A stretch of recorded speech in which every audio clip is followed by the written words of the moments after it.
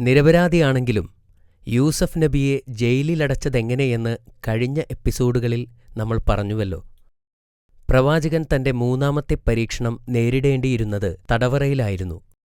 ഈ കാലഘട്ടത്തിലാണ് അല്ലാഹു അദ്ദേഹത്തിന് അസാധാരണമായ ഒരു സമ്മാനം നൽകിയത്.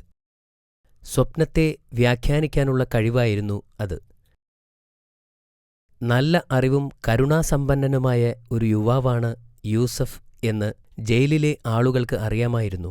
അവർ അദ്ദേഹത്തെ സ്നേഹിക്കുകയും ബഹുമാനിക്കുകയും ചെയ്തു. അതേസമയം മറ്റു രണ്ടുപേർ ജയിലിലെത്തിച്ചേർന്നു.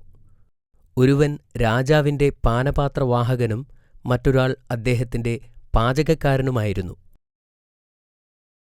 ആ രാത്രിയിൽ പുതുതായി വന്ന ആ രണ്ടു തടവുകാർ വിചിത്രമായ ഒരു സ്വപ്നം കണ്ടു. അവർ ഉണർന്നപ്പോൾ സ്വപ്നത്തിന്റെ അർത്ഥം മനസ്സിലാക്കാൻ കഴിയാതെ അവർ ആശയക്കുഴപ്പത്തിലായി. അടുത്ത ദിവസം അവർ പ്രവാചകനെ കണ്ടപ്പോൾ യൂസഫ് ഒരു സാധാരണ കുറ്റവാളിയല്ലെന്ന് അവർ തിരിച്ചറിഞ്ഞു. അവർ അദ്ദേഹത്തിന്റെ അടുത്തു ചെന്ന് അവരുടെ സ്വപ്നത്തെപ്പറ്റി പറഞ്ഞു. ഞാൻ വളരെ വിചിത്രമായ ഒരു സ്വപ്നം കണ്ടു. രാജാവിന്റെ പാചകക്കാരൻ പറഞ്ഞു, ഞാൻ എന്റെ തലയിൽ അപ്പവുമായി ഒരു സ്ഥലത്ത് നിൽക്കുകയായിരുന്നു. രണ്ടു പക്ഷികൾ എന്റെ തലയിലിരുന്ന് അപ്പം തിന്നുന്നുണ്ടായിരുന്നു. ഇത് കേട്ടപ്പോൾ പ്രവാചകൻ ആദ്യം അല്ലാഹുവിനെ വിളിച്ചു. അനന്തരം നബി സ്വപ്നത്തിന്റെ അർത്ഥം പറഞ്ഞു. പാചകക്കാരൻ മരിക്കുന്നതുവരെ അവൻ ക്രൂശിക്കപ്പെടുമെന്നായിരുന്നു സ്വപ്നം. പ്രവാചകൻ പാനപാത്രവാഹകനോട് തന്റെ സ്വപ്നത്തെപ്പറ്റി പറയാൻ ആവശ്യപ്പെട്ടു. ഞാൻ രാജാവിന് വീഞ്ഞു നൽകിക്കൊണ്ട് കൊട്ടാരത്തിൽ നിൽക്കുന്നതാണ് കണ്ടത്. പാനപാത്രവാഹകൻ പറഞ്ഞു. പ്രവാചകൻ കുറച്ചു സമയത്തേക്ക് പ്രാർത്ഥിച്ചു. എന്നിട്ട് അദ്ദേഹം ഉടനെ സ്വതന്ത്രനാക്കപ്പെടുമെന്നും രാജാവിന്റെ സേവകനായി തിരിച്ചു പോകുമെന്നും പറഞ്ഞു. തന്നെക്കുറിച്ച് രാജാവിനോട് സംസാരിക്കണമെന്നും യൂസഫ് എന്നു പേരുള്ള നിരപരാധിയായ ഒരു ആത്മാവ് തടവറയിലുണ്ടെന്ന കാര്യം രാജാവിനോട് പറയണമെന്നും പ്രവാചകൻ പാനപാത്രവാഹകനോട് ആവശ്യപ്പെട്ടു. പ്രവാചകൻ മുൻകൂട്ടി പ്രവചിച്ചതുപോലെ സംഭവിച്ചു. പാചകക്കാരൻ കുരിശിലേറ്റപ്പെടുകയും പാനപാത്രവാഹകൻ കൊട്ടാരത്തിലേക്ക് മടങ്ങുകയും ചെയ്തു.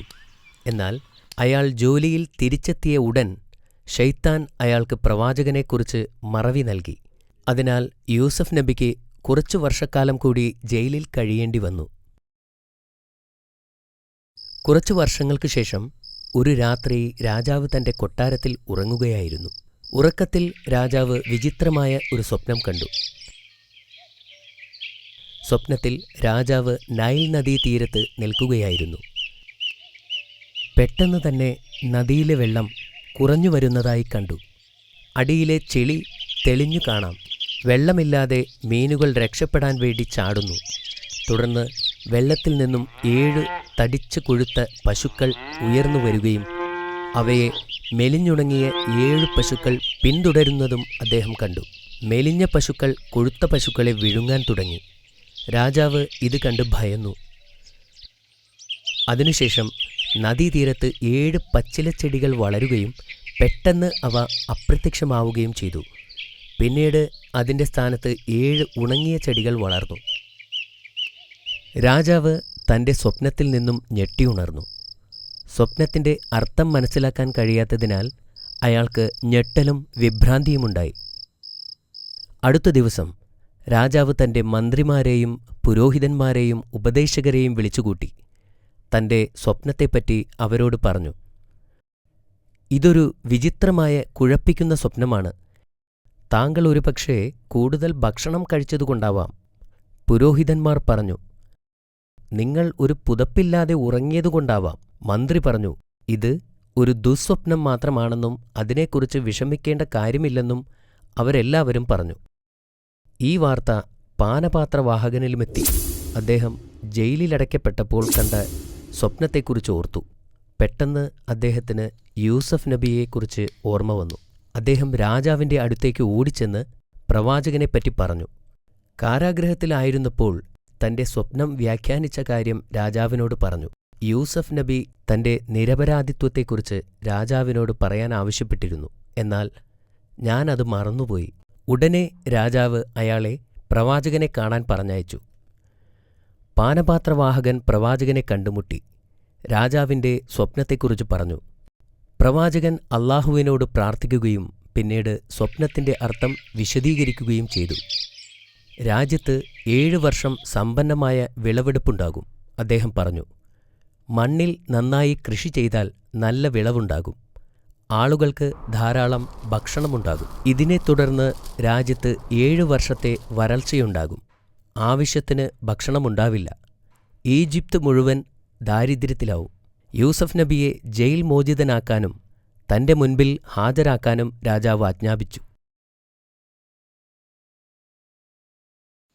രാജാവിന്റെ ദൂതന്മാർ ജയിലിലെത്തി പ്രവാചകനെ മോചിപ്പിച്ചു. എന്നാൽ ജയിലിൽ നിന്നിറങ്ങാൻ പ്രവാചകൻ തയ്യാറായില്ല. എന്റെ നിരപരാധിത്വം തെളിയിക്കുന്നതുവരെ ഞാൻ ഈ ജയിലിൽ നിന്നും പുറത്തിറങ്ങില്ല എന്ന് പ്രവാചകൻ അവരോട് പറഞ്ഞു. ദൂതൻ രാജാവിന്റെ അടുത്ത് മടങ്ങിവന്നു. യൂസഫ് എവിടെയാണ്? രാജാവ് ചോദിച്ചു. അദ്ദേഹത്തെ മോചിപ്പിക്കാൻ ഞാൻ കൽപ്പിച്ചതല്ലേ? തന്റെ നിരപരാധിത്വം സ്ഥാപിക്കുന്നതുവരെ യൂസഫ് നബി ജയിൽ വിടാൻ വിസമ്മതിച്ചു എന്ന് അവർ മറുപടി പറഞ്ഞു.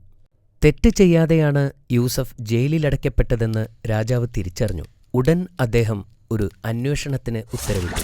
മുഖ്യമന്ത്രിയുടെ ഭാര്യ സുലൈഖയെ കോടതിയിൽ ഹാജരാക്കി. അന്നത്തെ ആർഭാട വിരുന്നിൽ പങ്കെടുത്ത മറ്റു മന്ത്രിമാരുടെ ഭാര്യമാരെയും. എന്താണ് യൂസഫിന്റെ കഥ? രാജാവ് ചോദിച്ചു. മുഖ്യമന്ത്രിയുടെ ഭാര്യയെ അദ്ദേഹം അപമാനിക്കാൻ ശ്രമിച്ചു എന്നത് സത്യമാണോ? അദ്ദേഹം ഒന്നും ചെയ്തിട്ടില്ല, ഒരു സ്ത്രീ പറഞ്ഞു. അദ്ദേഹം അവളെ ഉപദ്രവിച്ചിട്ടില്ല എന്ന് മറ്റൊരാൾ പറഞ്ഞു.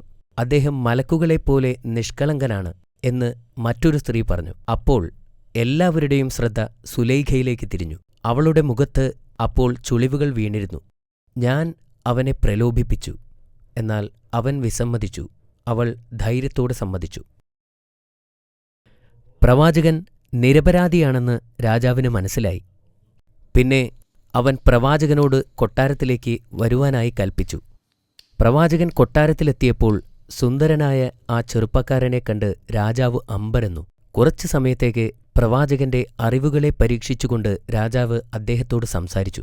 പ്രവാചകന്റെ മറുപടികൾ രാജാവിനെ അത്ഭുതപ്പെടുത്തുകയും യൂസഫ് നബി വളരെ ബുദ്ധിമാനാണെന്ന് രാജാവിന് ബോധ്യപ്പെടുകയും ചെയ്തു. പിന്നെ സംഭാഷണം സ്വപ്നത്തിലേക്ക് തിരിഞ്ഞു. വരാനിരിക്കുന്ന ക്ഷാമത്തിനെതിരെ ആസൂത്രണം ആരംഭിക്കാൻ അദ്ദേഹം രാജാവിനോട് ഉപദേശിച്ചു. ക്ഷാമം ഈജിപ്തിനെ മാത്രമല്ല എല്ലാ അയൽ രാജ്യങ്ങളെയും ബാധിക്കുമെന്ന് അദ്ദേഹം രാജാവിനോട് പറഞ്ഞു. രാജാവ് പ്രവാചകനെ കർഷകരുടെ ധാന്യപ്പുരകളെ നിയന്ത്രിക്കാനായി നിയമിച്ചു. രാജ്യത്തെയും വിളകളെയും പ്രതീക്ഷിച്ച ക്ഷാമത്തിൽ നിന്നും രക്ഷിക്കാനുള്ള ആസൂത്രണങ്ങളുടെ ഉത്തരവാദിത്വമായിരുന്നു അത്. കാലചക്രങ്ങൾ തിരിഞ്ഞു. ഏതാനും മാസങ്ങൾക്ക് മുമ്പ് ജയിലിൽ കഴിഞ്ഞിരുന്ന പ്രവാചകൻ ഇപ്പോൾ ഈജിപ്തിലെ മുതിർന്ന ഉദ്യോഗസ്ഥരിൽ ഒരാളായി മാറിക്കഴിഞ്ഞിരിക്കുന്നു.